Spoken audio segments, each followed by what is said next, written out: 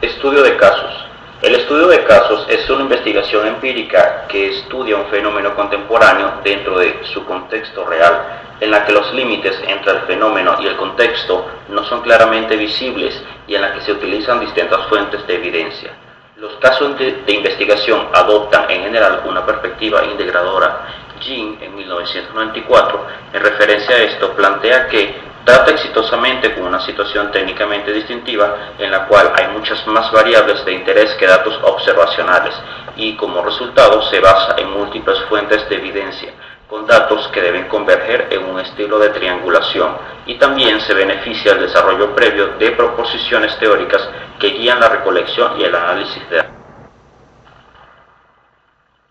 Pasos del estudio de casos. Paso número 1. Diseño del estudio. En este primer paso se establecen los objetivos del estudio, se realiza el diseño propiamente dicho y se elabora la estructura de la investigación. Es importante determinar si nuestra investigación tiene por objetivo la predicción o la generación de teorías o la interpretación de significados o una guía para la acción. Paso número 2. Realización del estudio. Acá se prepara la actividad de recolección de datos y se recoge la evidencia de todas las fuentes del caso. Paso número 3. Análisis y conclusiones. Para finalizar con esta etapa, se prepara el informe del trabajo y se difunden los resultados. Es de esperar que los diferentes resultados sean lo suficientemente impactantes como para priorizar una proposición sobre sus rivales. Procedimiento del estudio de casos. Procedimiento número 1. Transcripción del caso a investigar. Aquí se redacta el caso o fenómeno a investigar de la forma más minuciosa y clara posible. Es importante que la transcripción del caso sea objetiva y sin modificaciones. Procedimiento número 2. Antecedentes del caso a investigar. En esta sección se presenta la información previa y relevante en cuanto al caso o fenómeno. Son datos preliminares que ayudarán en la investigación y análisis. Procedimiento número 3. Preguntas de investigación. Son las interrogantes que guían la temática de la investigación, cómo, cuándo y por qué. Procedimiento número 4. Conceptos y teorías. En este apartado se exponen los conceptos y las teorías que se utilizarán en los procesos de análisis de los datos recabados y su interpretación. Procedimiento número 4. Principales tópicos de investigación. Se enumeran los temas fundamentales para el estudio de caso en cuestión. Procedimiento número 6. Análisis e interpretación de la información. A partir de un corpus se aplican parámetros en el análisis y la interpretación de los datos. Es importante recalcar que el estudio de casos también admite como último procedimiento la conclusión y la bibliografía consultada.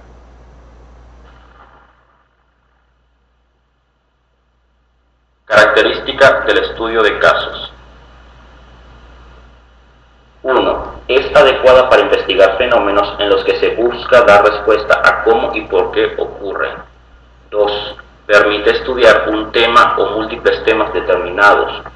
3. Es ideal para el estudio de temas de investigación en los que las teorías existentes son inadecuadas.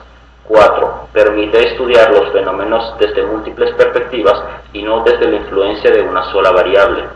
5. Permite explorar en forma más profunda y obtener un conocimiento más amplio sobre cada fenómeno. 6. Es un papel importante en la investigación, por lo que no debería ser utilizado meramente como la exploración inicial de un fenómeno determinado. Aplicaciones del estudio de casos. El método del estudio de casos es muy poco utilizado en el medio académico. Sin embargo, en algunas áreas de estudio como la psicología y la antropología, se utiliza como una de las herramientas para el análisis de situaciones hipotéticas y generar soluciones viables. Por ejemplo, es común que en el área de la administración se estudien casos de empresas que fallaron.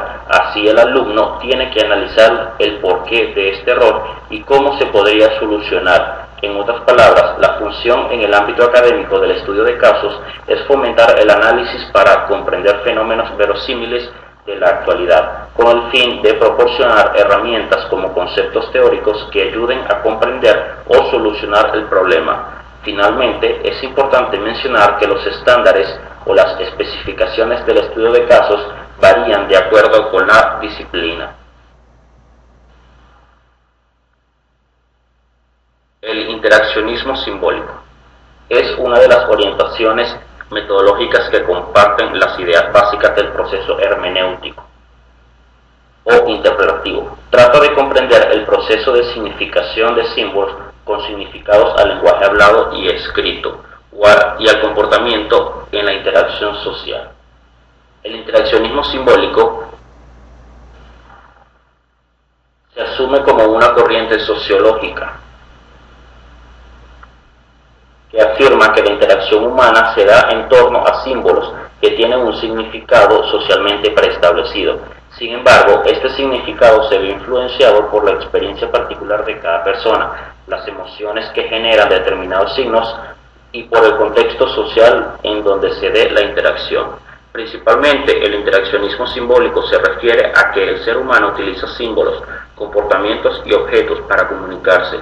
Uno de estos es el lenguaje, por ejemplo, los símbolos que se utilizan en muchos lugares para comunicar algo, no fumar, zona escolar, baño de mujeres, etc., los cuales no necesitamos que se escriban lo que quieren comunicar, porque ya sabemos su significado. Limitantes del interaccionismo simbólico. El interaccionismo simbólico, al igual que otras teorías psicosociales, tiene una serie de limitaciones que determinan el estudio de lo social. Entre ellas, cabe destacar: 1. El rechazo de las técnicas científicas convencionales, ya que la ciencia y subjetivismo no deben considerarse realidades excluyentes entre sí.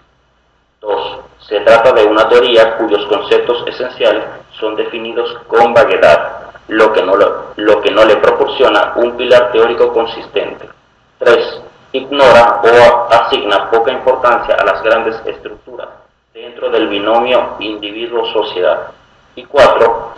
Omite la importancia de factores psicológicos como lo inconsciente, lo emocional y las necesidades. Característica del interaccionismo simbólico. 1. El hombre es sujeto social, interacción social y lenguaje. 2. Depende de símbolos, por ejemplo, el lenguaje, que comparte con otros sujetos. 3. Los seres humanos se relacionan con su medio partiendo del significado que le atribuyen. Y 4. Es clave la acción conjunta, organización social de la conducta que afecta a los diferentes actos de varios participantes. Aplicaciones del interaccionismo simbólico. La técnica metodológica fundamental del interaccionismo simbólico es la participación activa, especialmente en el contexto y enfoque del estudio de casos, ya que sus procedimientos responden mejor y gozan con un mayor nivel de adecuación a sus requerimientos, las exigencias del modelo teórico y de explicación.